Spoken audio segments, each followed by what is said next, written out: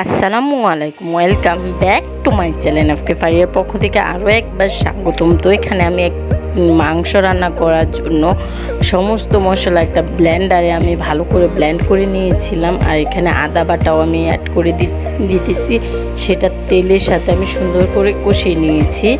আর এখানে আমি সব মশলা একসাথে করে নিয়েছিলাম, যেমন হলুদ, মরিচ, ধনিয়া, জিরের গুঁড়ো সব কিছু একসাথে অ্যাড করে দিয়েছি।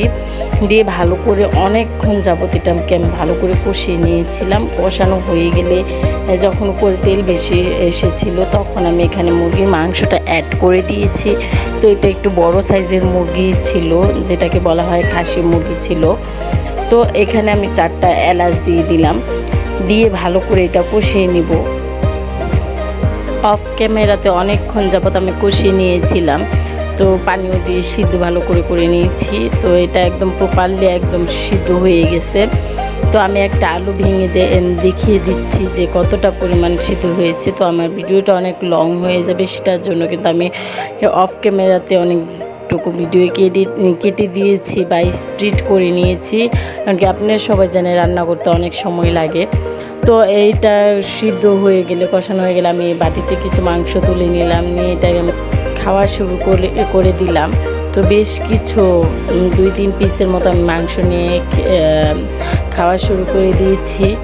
তো এতটা পরিমাণ ভালো হয়েছে, মানে একদম গরুর মাংসটাকে ফিল করা হবে এমন, আর এতটা সফট হয়েছিল যা বলার বাইরে। তারপরেও হইতেছে সকালে কিন্তু আরও 4-5টা জাল পড়বে, তাহলে আরও বেশি খেতে ভালো লাগবে। তো একদম বিয়েবাড়ি স্টাইলে রান্না করেছিলাম। আর এখানে আমি মাছ ভুনা করে নিয়েছিলাম, 4টা মাছ ছিল, সেই রকমভাবে পেস্ট করে নিয়েছিলাম। পেঁয়াজ, রসুন আর আদার একটা পেস্ট করে নিয়েছিলাম ব্লেন্ডারে। তো সেভাবে আমি ভালো করে কষিয়ে নিচ্ছি। আপনার আগের ভিডিওতে দেখেছেন। আর কয়েকটা দিয়ে দিলাম বেরেস্তা। তো পেঁয়াজ বেরেস্তা করেছিলাম ডালের মধ্যে দেওয়ার জন্য, সেটা আমি তরকারিতে সুন্দর করে দিয়ে দিলাম। আর এই তরকারিটা খেতে এতটা ভালো লাগছে যা বলার বাইরে। আর এখানে আমি ডাল বোনা করে নিচ্ছি, এটার উপরেও কিন্তু আমি বেরেস্তাটা দিয়েছি, সেটার জন্য এতটা সুন্দর লাগতেছে। আর এখানে ছিল লাউ শাক।